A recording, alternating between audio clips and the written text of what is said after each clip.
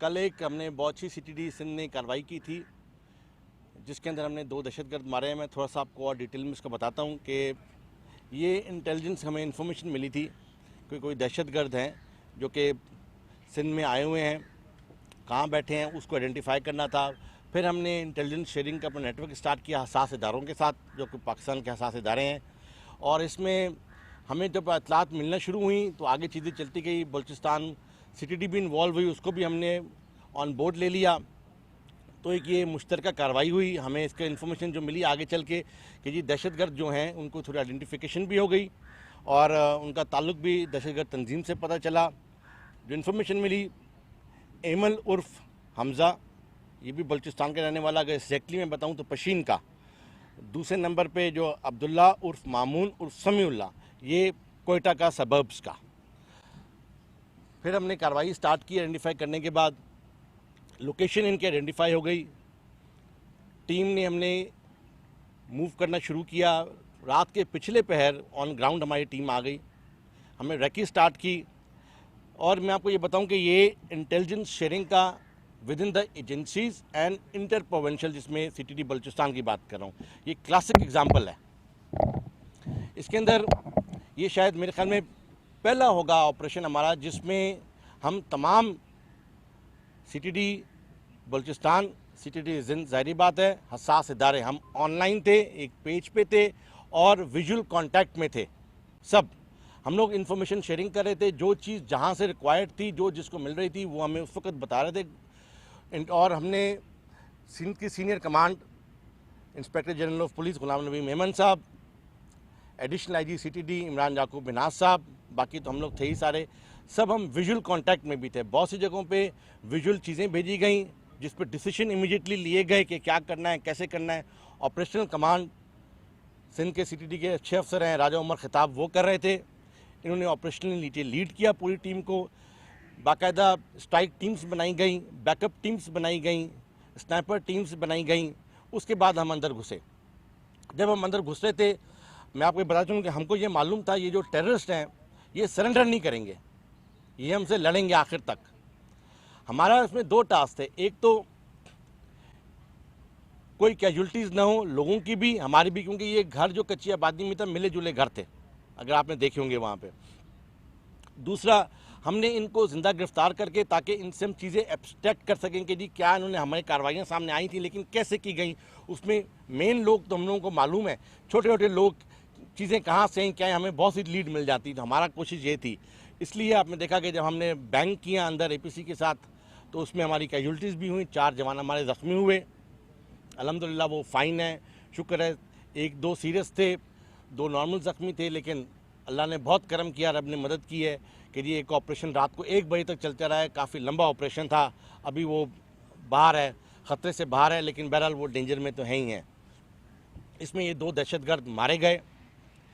जो operational side है, ये कैसे हुआ, किस तरह से हुआ, ये दहशतगर्द किन चीज़ों में इन्वॉल्व थे, क्या क्या था, बलूचिस्तान में इन्होंने क्या कार्रवाइयाँ की थी, वो मैं राजा उमर खिताब से रिक्वेस्ट करूंगा, वो आपको ये बताएंगे कि जी ये कैसे ये आगे चला था। ऑपरेशन की भी थोड़ी डिटेल आपको बताएंगे, क्योंकि ये ग्राउंड पे फील्ड में खड़े हुए थे, कैसे हुआ था, इन्होंने कैसे गोलियां फेस की, कैसे वो हैंड ग्रेनेड फेंका गया, क्या हुआ सारा। राजा साहब बताएं थोड़ा सा। ज़्यादातर तो डीआई साहब ने आपको ब्रीफ कर दिया है। ये बहुत ही कम टाइम के अंदर इन्फॉर्मेशन मिली और बहुत ही कम टाइम के अंदर इसको करना ज़रूरी था। ये हमें ये बेसिक इन्फॉर्मेशन जो थी ये सीटीडी बलूचिस्तान से मिली तकरीबन रात को कोई 12 बजे के आसपास, कल रात को। अब जो नौयत थी केस की वो इतनी हसासियत थी उसके अंदर कि अगर ये ऑपरेशन कल रात को ही ना होता तो मुल्ज़मान जो हैं सुबह यहाँ नहीं मौजूद होते। ये कराची में पिछले कोई 2 से 4 महीने से यहाँ रह रहे थे, लेकिन जिस घर में रात को ऑपरेशन हुआ है यहाँ पर ये सिर्फ 3 दिन पहले पहुँचे थे। ये जो दोनों दहशतगर्द हैं, ये इनका ताल्लुक जो है ये एक इंतहाई ख़तरनाक दहशतगर्द तंजीम ISKP से था। ये जब इतला मिली हमें तो उसके बाद, क्योंकि घर का नंबर मालूम नहीं था, सिर्फ हमारे पिक्चर थी, हमने इसको लाइव ऑपरेशन किया। ये फर्स्ट टाइम था कि तमाम लोग जो थे वो ऑन बोर्ड थे। और रात को इससे पहले हमने रेकी की, चीज़ें कन्फर्म हुई तो आबादी को देखने के बाद ये अंदाज़ा हुआ कि यहाँ पर अगर इनकाउंटर हुआ तो नुकसान हो सकता है पब्लिक का। लेकिन अल्लाह का लाख लाख शुक्र है कि बहुत ही बेहतरीन तरीके से, यानी किसी भी बंदे को जिसका इससे ताल्लुक़ नहीं था तंजीम से, किसी को नुकसान नहीं पहुंचा। जैसे ही हमने ऑपरेशन प्लान किया तो अंदर दाखिल होने की कोशिश की, तो उसके लिए हमने अपनी बख्तरबंद गाड़ी को इस्तेमाल किया। इसी दौरान मुल्ज़मान जो थे वो, क्योंकि रात को सोते नहीं थे वो, तो वो जाग रहे थे, उन्होंने अंदर पोजीशन ले ली। APC ने जब दरवाज़ा तोड़ के अंदर दाखिल हुए और हमारी जो दूसरी पैदल पार्टियाँ थी उन्होंने हालांकि जैकेट हेलमेट सब पहना हुआ था, उसके बावजूद जैसे उन्होंने एंट्री दिया तो वो आगे तैयार बैठे थे, उन्होंने फायरिंग की जिससे हमारे जवान ज़ख्मी हुए। और हमने इसका बैकअप भी रखा था, हमने छतों पे भी नफरी लगा रखी थी। तो ये फिर सिलसिला चलता रही, तो ज़ाहिर है कि ऑपरेशन था। नफ़ी को शाबाश मैं इसलिए देता हूँ कि किसी ने भी कोई अपनी जगह नहीं छोड़ी, इसके बावजूद कि उसने ग्रेनेड भी फेंका था जिससे हमारा और उनका किसी का नुकसान नहीं हुआ। हमारी जवाबी कार्रवाई में जब हमारे जवान ज़ख्मी हुआ तो उसके बाद वो दोनों जो है पिछले कमरे में चले गए और पीछे से एक ने फ़रार होने की कोशिश की, जो छत के रास्ते से फ़रार होने की कोशिश कर रहा था। जब वो छत पे पहुंचा तो आगे हमारी टीम और हमारे कुछ लोग थे जो उन्होंने कवर किया हुआ था, तो उसमें से एक के साथ उसकी गुत्तम गुत्ता होगी, दोनों ने एक दूसरे पर फायर किया। इसी दौरान हमारे जवान इरफान, उसको 2 गोलियां लगी जो कि शदीद होकर ज़ख्मी होकर गिर गए। लेकिन ये ML जो इसके इनका सरबराह था ये वही था, लेकिन जब वो थोड़ा आगे चला तो पीछे जो हमारी बैकअप टीम थी उसने शानदार काम किया और उन्होंने उसको फायर करके मार दिया मौके पे। अब घर के अंदर एक ही रह गया जो बाहर नहीं निकल रहा था, उसके लिए हमने स्टन ग्रेनेड और आंसू गैस के शेल भी काफ़ी मारे।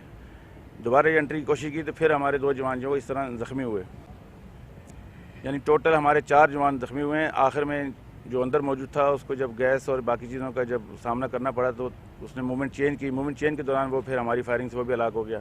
घर के अंदर खदशा था कि इधर एक्सप्लोजिव वगैरह लगा हुआ होगा, लिहाजा हमने BDS की टीम को बुला के पहले घर के सर्च करवा के क्लियर करके जब घर में तलाशी लिए तो घर के अंदर से उनसे हमें खुद का jacket, grenades, pistols, ball bearing और ये मैग्नेट होता है जिससे जो गाड़ी के ऊपर ID लगाने के लिए इस्तेमाल होता है, बाकी जो सामान होता है ID में इस्तेमाल में वो मिला है। अब ये मुल्ज़मान की अहमियत का अंदाज़ा आप इसी से लगा लें। ये पहले इनका तलक TTP से था और कुछ अरसे से ये दोबारा जो है ना ये दाइश जिसको हम कहते हैं उसमें ये शामिल हो गए थे। वो कराची में ये इसलिए आए थे कि यहाँ इन्होंने दहशतगर्दी की कार्रवाई करनी थी और जब इनकी चीज़ें हमने जो रिकवर की हैं उससे जो अंदाज़ा लगाया है, असेसमेंट जो है उससे लगता ही है कि 12 रबीउल अव्वल इनका मेन टारगेट था। इसके अलावा एक लिस्ट मिली है जिसमें इनके मजहबी सियासी कुछ लीडरान के नाम हैं जिनको इन्होंने टारगेट करना था। इन्होंने सरीना होटल में जो खुदकश धमाका हुआ था ये उसका मास्टरमाइंड था अमल। इसके अलावा DIG साहब जो बलूचिस्तान में थे, उनका नाम सर क्या था, हामिद शकील साहब, उनकी शहादत में खुदकश हमले में थे। उसके अलावा आर्मी के ट्रक, FC के ट्रक और ये बलूचिस्तान उसके जो ट्रक हैं, पुलिस के ट्रक, इन सब पे इनके हमले किए हुए थे और ये वहाँ मोस्ट वांटेड थे। इनके बाकी साथी जो है ना काफ़ी कुछ अफ़गानिस्तान में कुछ बलूचिस्तान में मारे जा चुके हैं। ये इस गिरोह का सबसे अहम और सबसे आखिरी रुकन थे दोनों जो कल मारे गए हैं। ये इनकी तफसीलाती ऑपरेशन की, इसके लिए कोई सवाल होता पूछ सकते हैं। देखें ये जो हमारे पास इन्फॉर्मेशन थी वो तो एक कन्फर्म इन्फॉर्मेशन ये थी कि यानी आप अंदाज़ा लगाएं रात 12 बजे हुआ है और तकरीबन 3.5 घंटे हमने ऑपरेशन किया और सुबह तक तकरीबन सारा काम करना पड़ा हमें। तो इसका मतलब है कि ये इन्फॉर्मेशन 100% कन्फर्म थी। बाकी इनके साथी जो थे उनके बारे में कुछ चीज़ें ज़रूर मिली हमें, लेकिन उनको ये कन्फर्म करना कि वो कराची में मौजूद हैं इसके बारे में भी कबल अज़ वक्त हो जाएगा। आया आपकी बात? जी, खातून का इसमें कोई रोल नहीं था। बेसिकली जब हमने शेल मारे, क्योंकि बिल्कुल जुड़ी हुई आबादी है, एक बिल्डिंग में राइट लेफ्ट ऊपर नीचे घर हैं एक ही प्लॉट के, तो जब शेल लगे हैं तो वो खातून जो है ना अपने घर से निकल गए। शुक्र अल्लाह का कि उसको किसी ने मुलज़िम नहीं समझा। हम ये समझे शायद शुरू में कि शायद ये उनके साथी है, लिहाजा हम लोगों ने उनसे दूर फासला रखा, उनसे बातचीत करते रहे क्योंकि उनको लैंग्वेज नहीं आती थी। वहाँ सारी आबादी उनसी है, वो एक पख्तून आबादी है। तो जब हमें समझ में आ गई कि ये इनका ऐसे कोई वास्ता नहीं, तो फिर हमने उनको साइड पर किया और निकल के उनका दहशतगर्द कोई वास्ता नहीं था।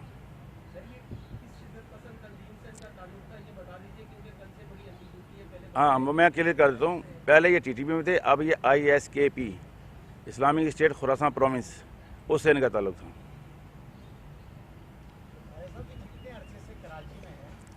देखें जो कंफर्म है हमें वो तो है 2 महीने से, लेकिन जो बाकी चीज़ें हम उनकी देखते हैं उससे लगता है कि गुज़िश्ता कोई 4-1 माह से है, क्योंकि बलूचिस्तान में इनके खिलाफ एक ऑपरेशन हुआ था जिससे ये निकले वहाँ से। अब कराची आके जो इन्होंने कार्रवाइयाँ करनी थी